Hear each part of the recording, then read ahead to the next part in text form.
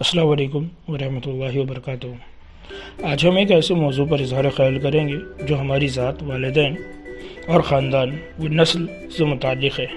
اس کی اہمیت کا اندازہ اس بات سے بھی لگایا جا سکتا ہے کہ یہ آپ کی 10ویں جماعت میں پڑھایا جاتا ہے۔ ساتھ ہی سائنس میں مزید تعلیم حاصل کرنے والے طلباء اس کا مطالعہ 11ویں 12ویں گریجویشن، پوسٹ گریجویشن میں بھی کرتے ہیں۔ اور مزید یہ کہ آج بڑی تیزی سے اس موضوع سے متعلق تحقیق و ریسرچ بھی ہو رہی ہے۔ ہم اگر اپنے اطراف نظر دوڑاتے ہیں تو ہمیں بہت سارے جاندار نظر آتے ہیں جو اپنی اپنی نسلوں کے اندر شکل، رنگ، جسم کی بناوٹ کے اعتبار سے مختلف دکھائی دیتے ہیں، اور یہی انوکھا پن ہمیں انسانوں کے درمیان بھی معلوم ہوتا ہے۔ انسانوں کی آنکھوں کا کلر، انسانوں کے جسم کے رنگ، انسانوں کی شکل، انسانوں کے جسم کی بناوٹ ایک انسان سے دوسرے انسان میں یہ بھی مختلف دکھائی دیتی ہے۔ ایسا کیوں ہوتا ہے؟ آئیے جانتے ہیں ایسا کیوں ہوتا ہے۔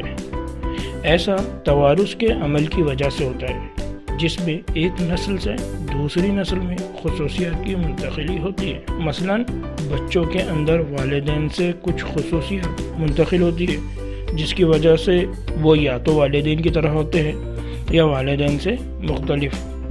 جیسے بچوں کی آنکھوں کا کلر والدین کی طرح ہوگا یا والدین سے الگ ہوگا۔ بچوں کی جسم کی بناوٹ، بچوں کے چہرے کا رنگ یا تو یہ والدین کی طرح ہوگا یا والدین سے الگ ہوگا۔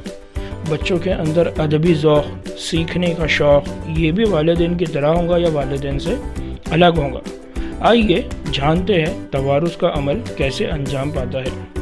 انسان کا جسم خلیوں سے مل کر بنا ہوا ہے، اور ہر خلیے کے اندر ہوتا ہے مرکزہ جسے نیوکلیس کہتے ہیں، اور ہر خلیے کے مرکزے کے اندر ہوتا ہے ڈی این اے، ڈی آکسی رائبو نیوکلک ایسڈ، اور ڈی این اے کے اندر ہوتا ہے جین۔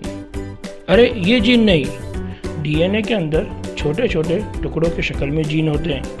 ان کے اندر وہ معلومات محفوظ ہوتی ہے جس کی وجہ سے خصوصیات ایک نسل سے دوسری نسل میں منتقل ہوتی ہے، اور اسی عمل کو ہم توارث کہتے ہیں۔ امید ہے آپ کو توارث سمجھ آیا ہوگا۔ اگر آپ کے مزید سوالات یا آپ کچھ اور مزید معلومات حاصل کرنا چاہتے ہیں تو ہمیں ضرور کمنٹ میں لکھیے۔ ہمارے اس چینل کو سبسکرائب کریے اور اس چینل کو شیئر کیجیے۔ اللہ حافظ۔